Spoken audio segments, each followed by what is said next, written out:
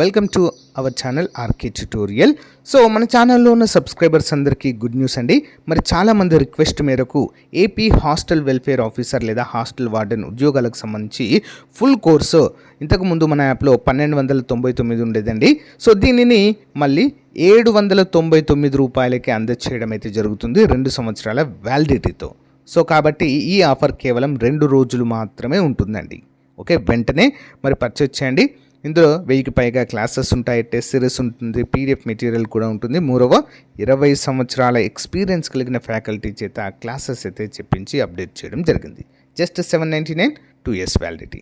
దీంతో పాటుగా group 2 course కూడా 999 అయితే ఉందండి. ప్రజెంటు ఈ 2 రోజులు ఆఫర్ పెట్టాము. జస్ట్ 499కే ఇది కూడా అందజేస్తున్నాము 1 year వ్యాలిడిటీతో. సో కాబట్టి గ్రూప్ 2 అభ్యర్థులు, హాస్టల్ వెల్ఫేర్ అభ్యర్థులు ఈ రోజే కోర్సును పర్చేజ్ చేయండి. ఏ విధంగా పర్చేజ్ చేయాలి? యాప్ లింక్ వీడియో డిస్క్రిప్షన్లో ఉంటుంది, డౌన్లోడ్ చేయండి. మీ మొబైల్ నెంబర్తో రిజిస్టర్ అయ్యి స్టోర్ ఆప్షన్లో కోర్సు ఉంటుంది, ముందు డెమో చూసి వెంటనే తీసుకోండి. లేదా ప్లే స్టోర్లోకి వెళ్ళి అక్కడ నుండి కూడా మన యాప్ డౌన్లోడ్ చేయవచ్చు, ఆర్కే ట్యుటోరియల్. ఓకేనా?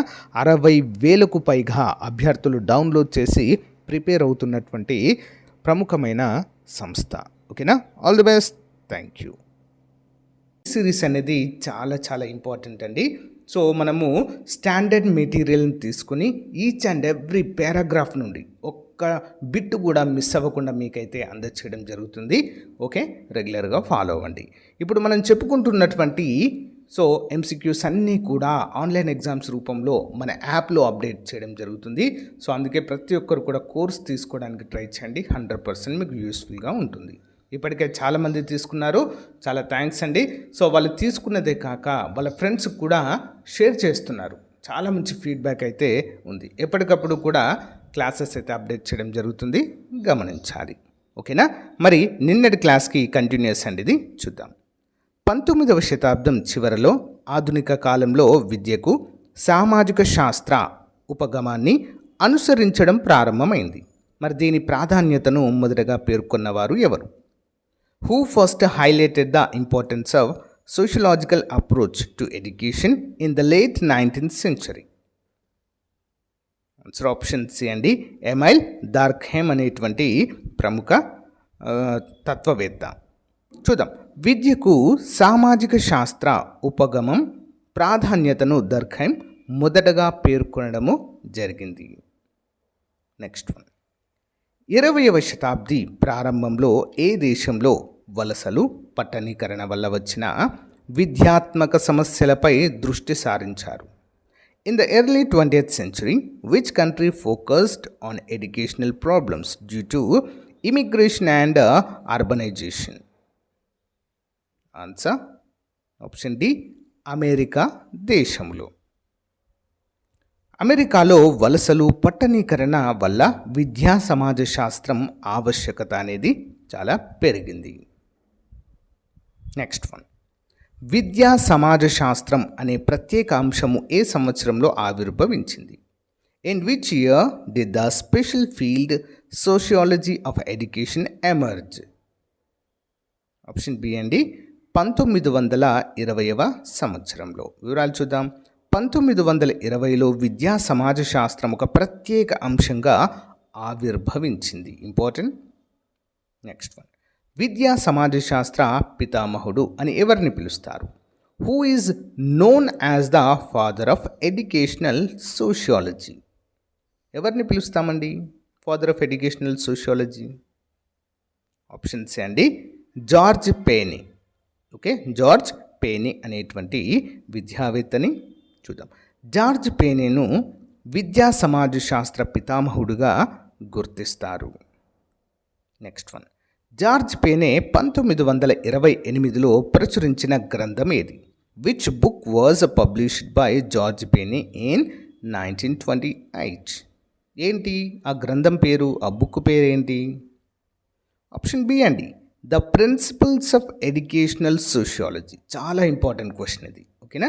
The principles of educational sociology.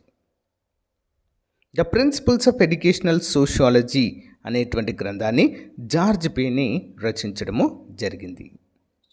Next. వ్యక్తి మూర్తిమత్వ వికాసము సామాజిక పరిసరాలతో చేసే చర్యలు ప్రతి చర్యల వల్లనే జరుగుతుంది అని అభిప్రాయపడ్డది ఎవరు? Who opinion that personality development happens due to interactions with the social environment. Answer option A అండి, జార్జ్ పేనీ. మూర్తిమత్వ వికాసం అనేది సామాజిక పరిసరాల పరస్పర చర్యలని పేనే వ్యక్తీకరించడం అయితే జరిగింది. నెక్స్ట్ 1907లో ఉపాధ్యాయ విద్యలో విద్యా సమాజ శాస్త్రాన్ని ప్రవేశపెట్టింది ఎవరు? Who introduced educational sociology in teacher education in 1907? Answer option C అండి, హెన్రీ సుజాలో. వివరాలు చూద్దాం.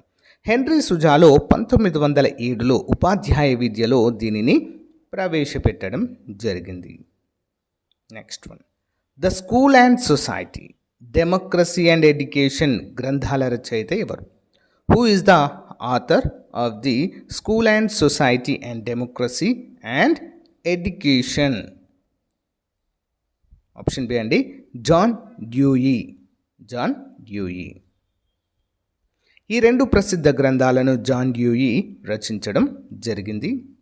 నెక్స్ట్ వన్, పాఠశాలలను ఒక సామాజిక సంస్థ అని పేర్కొన్నది ఎవరు? Who refer to school as a social institution? పాఠశాల అనేది ఏంటంట, ఒక సామాజిక సంస్థ అని పేర్కొన్నవారు ఎవరు? Option A, John Dewey. పాఠశాలను సామాజిక సంస్థగా జాన్ డ్యూయీ అనేటువంటి ప్రముఖ విద్యాతత్వవేత్త అభివర్ణించడం జరిగింది. నెక్స్ట్, భారతదేశంలో విద్యా సమస్యలను సమాజ శాస్త్ర దృక్కోణములో అధ్యయనం చేయాలని బలపరిచిన వారిలో లేని వారు ఎవరు క్రింది వారిలో? Who among the following did not support studying educational problems from A sociological perspective in India? ఎవరండి? భారతదేశంలో విద్యా సమస్యలను పరిష్కరించడానికి విద్యా సమాజ శాస్త్ర దృక్కోణం అవసరం లేదు అని చెప్పిన వ్యక్తి. ఆన్సర్ ఆప్షన్స్ అండి, జాన్ డ్యూయీ అండి. ఓకేనా? మరి అవసరం అని చెప్పిన వారు ఎవరు? D V Mukherjee, B P Desai and Y B Damle. John Dewey పాశ్చాత్య విద్యావేత్త, మిగతా వారు భారతీయ సామాజిక శాస్త్రవేత్తలు. ఓకే, నెక్స్ట్, విద్యా వ్యవస్థ దేని ఆకాంక్షలు అవసరాలకు అనుగుణంగా రూపుదిద్దుకుంటుంది? Educational system takes a shape according to the aspirations and need of? Option B అండి, సమాజము లేదా సొసైటీ. సమాజ ఆకాంక్షలు అవసరాలకు అనుగుణంగా విద్యా వ్యవస్థ మారుతూ ఉంటుంది. నెక్స్ట్ వన్, పౌరులందరూ సహృద్భావ వాతావరణంలో జీవించడానికి ఏ శిక్షణ అవసరమని సమాజ శాస్త్రం తెలుపుతుంది? What training is necessary for citizens to live in a friendly environment according to sociology? ఏంటది? ఆప్షన్ సి, పౌరసత్వ శిక్షణ, సిటిజన్షిప్ ట్రైనింగ్. సహృద్భావ వాతావరణం కోసం పౌరసత్వ శిక్షణ అవసరమని సమాజ శాస్త్రము తెలుపుతుంది. ఓకేనా, ఇంపార్టెంట్. నెక్స్ట్, తీరిక సమయాన్ని నిర్మాణాత్మక కార్యక్రమాలకు వెచ్చించకపోతే ఏమి జరుగుతుందని సమాజ శాస్త్రం హెచ్చరిస్తుంది? What does sociology warn if leisure time is not spend constructively? అంటే లీజర్ టైం అనేది వెచ్చించకపోతే ఏం జరుగుతుంది?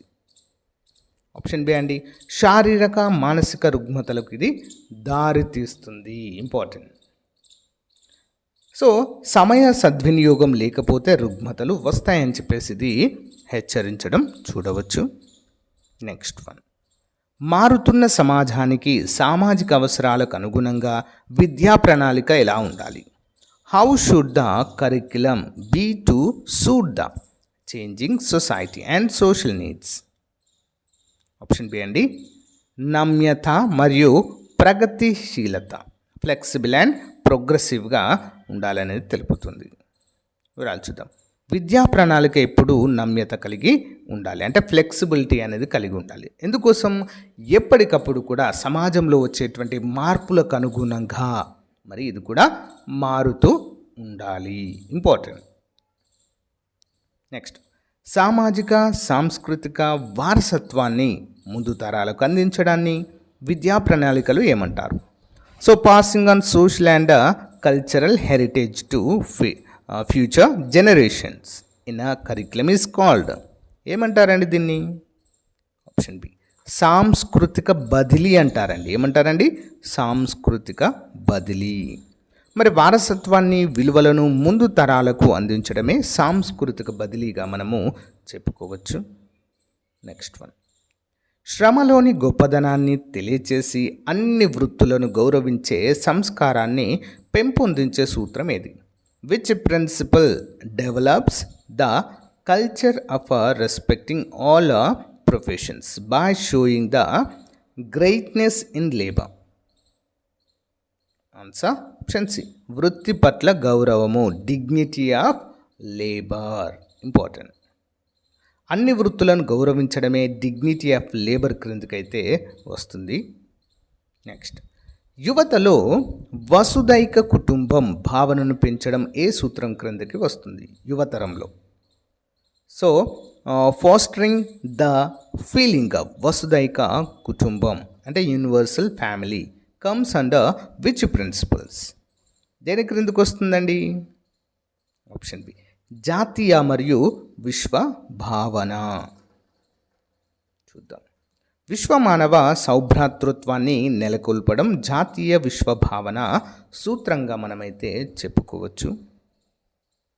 నెక్స్ట్, విద్యా ప్రణాళిక ఎవరి అవసరాలను తీర్చే విధంగా ఉండాలి? Whose need should the curriculum fulfil? Options అండి, విద్యార్థి లేదా స్టూడెంట్. విద్యా ప్రణాళిక ముఖ్యంగా విద్యా అవసరాలను తీర్చేదిగా ఉండాలి, అంటే విద్యార్థి కేంద్రీకృతంగా ఉండాలి, స్టూడెంట్ సెంట్రలైజ్డ్గా ఉండాలండి తప్పకుండా. ఓకే. నెక్స్ట్, సమాజ శాస్త్ర దృక్కోణంలో ఉపాధ్యాయులు ఎలాంటి బోధనా పద్ధతులను ఎన్నుకోవాలి? From a sociological prospective, what kind of teaching methods should teachers choose? ఎలాంటివి ఎంపిక చేసుకోవాలండి? ఆప్షన్ సి, సాంఘిక ప్రవర్తన, సమిష్టి కృషిని పెంపొందించేవి. Okay, important. నెక్స్ట్ వన్ చూద్దాం వివరాలు. సమిష్టి కృషి, సాంఘిక విలువలను పెంచే పద్ధతులు ఎన్నుకోవాలి. నెక్స్ట్ వన్, ప్రధాన బోధనా పద్ధతులలో క్రింది వాటిలో ఏది సామాజిక నైపుణ్యాలను పెంచే పద్ధతి? Among the primary teaching methods which one enhances social skills? సామాజిక నైపుణ్యాలను పెంచే పద్ధతి ఏంటండి?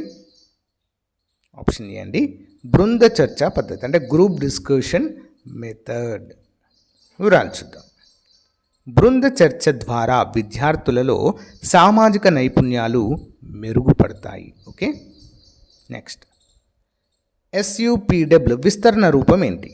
What is the full form of SUPW అంటే ఏంటండి? Option B, socially useful productive work. Socially useful productive work. Important. సామాజిక ఉపయోగ సేవలు అనగా SUPW, socially useful productive work మనమైతే చెప్పుకోవచ్చు. సమాజానికి ఉపయోగపడేటువంటి సేవలు ఇవి. ఓకే. నెక్స్ట్, ఆధునిక బోధనా పద్ధతుల వల్ల విద్యార్థులలో ఏ భావనలు తొలగిపోతాయి? Which feelings are removed from students through modern teaching methods? ఏవి తొలగిపోతాయండి?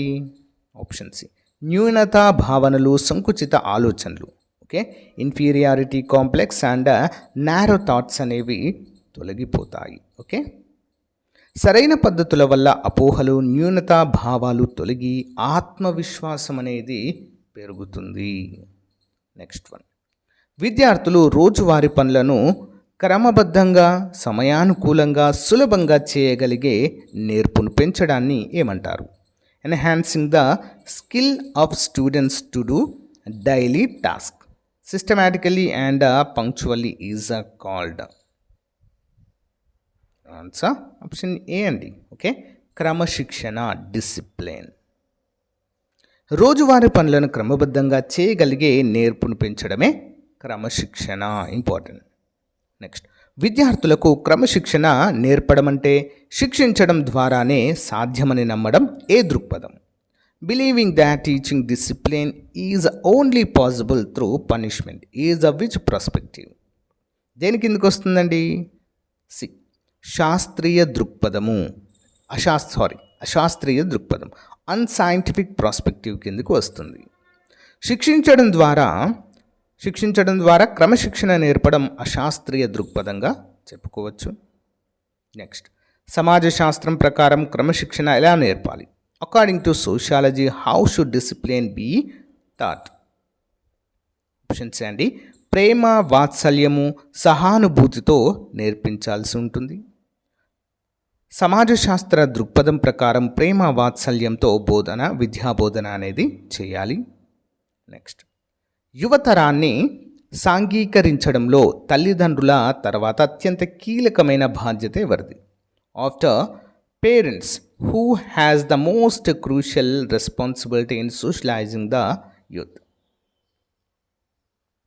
ఆప్షన్స్ అండి. ఉపాధ్యాయుడు. తల్లిదండ్రుల తర్వాత ఉపాధ్యాయునికి అత్యంత కీలకమైన బాధ్యతలు ఉన్నాయి. నెక్స్ట్ వన్, సామాజిక దృక్పథంతో విద్యా ప్రణాళికను అమలు చేసే గురువునకు ఏ లక్షణాలు ఉండాలి? What are qualities should a teacher implementing a curriculum with a social perspective process? Option B, సామాజిక స్పృహ, అకుంఠిత దీక్ష, అనుభవం కలిగి ఉండాలి గురువుకి. ఓకే, సామాజిక దృక్పథంతో విద్యా ప్రణాళికలను అమలు చేయాలంటే. ఓకే, ఉపాధ్యాయునికి అత్యున్నత సామాజిక స్పృహ, అంకిత భావం కలిగి ఉండాలి. Next, R J Stalcup sociology and education గ్రంథము ఏ సంవత్సరంలో ప్రచురించబడింది? In which year was R J Stalcup's sociology and education published? ఎప్పుడండి? 1968లో తన గ్రంథాన్ని పదబంధాల వ్యత్యాసాలను ఇందులో వివరిస్తూ 1968లో స్టాల్కప్ దీన్ని విడుదల చేయడం జరిగింది. సో గాయస్, ఇది రోజుకు సంబంధించిన మోస్ట్ ఇంపార్టెంట్ క్లాస్. రేపటి క్లాస్లో దీని కంటిన్యూస్ క్లాస్లో మళ్ళీ కలుద్దాం. Okay, thank you, have a nice day, bye.